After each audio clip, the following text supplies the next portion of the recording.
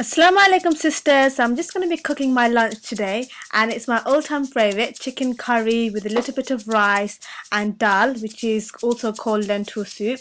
So if you want to know how to make this delicious meal, then stay tuned and I'll show you how. Before I start off the chicken, I'm just going to cook my lentil soup. And for this, I use a mixture of red and yellow lentils. Of quantity, I used 1 cup of lentils. So the first thing you're going to want to do is obviously wash your lentils with water. Once you've washed your lentils, fill up the cooking utensil with water up to 3/4 of the way. So all you do now is add 1 teaspoon of table salt and half a teaspoon of turmeric powder. Now we're just going to let the lentil soup come to boil. When the lentil soup comes to boil, it begins to thicken, and at this point you whisk the lentil soup, add a tomato. To complete the dish, we're going to need to add some garnish into hot oil. And for this, we're going to need to cut up some onions, some garlic, and dried red chillies. Once I've fried in all the different parts with hot oil, I then poured it into the lentil soup. And this is what the finished lentil soup or dal should look like. So now we're going to cook the chicken curry, and for this we're going to first need to cut up some onions and then fry it in 1 tablespoon of oil, and at this point you can put 1 teaspoon of salt.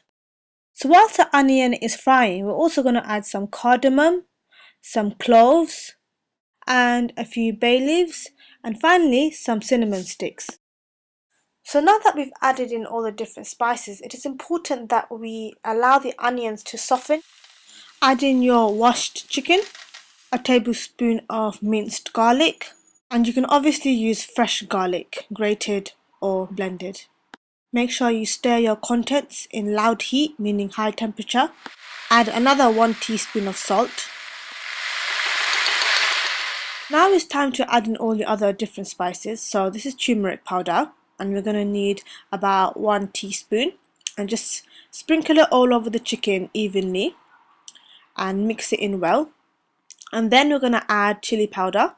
Again, sprinkle it all over. Next, we're going to add some grounded cumin powder. Again, you only need 1 teaspoon. And finally, just add 1 teaspoon of curry powder. So now that you've added in all your different spices, it is important that you mix everything together in loud heat so that all the flavors fuse into the chicken. Pour in some water to make your gravy. A handy tip that I learned is when you cook your chicken curry, or any other curry in fact, that you taste it as you go along. So if you need to add anything, so here I've added a little bit of extra turmeric powder, you can do so. Once your curry is cooked about 3/4 of the way, you can now add some potatoes or any other type of vegetables that you want to use, such as peppers or carrots, whatever you fancy. So at this point you might want to add it in. I really enjoy eating potatoes with my curry, so here I'm including some, which I've cut it up into quarterly pieces. Every time you feel like your gravy is drying up, just simply add some more. The final addition to any curry is tomatoes. I love adding tomatoes. It just brings out that proper curry flavour. So add it in if you like, but if you don't like tomatoes, then don't add it in. Like so. So there you have it, the nation's favourite chicken curry.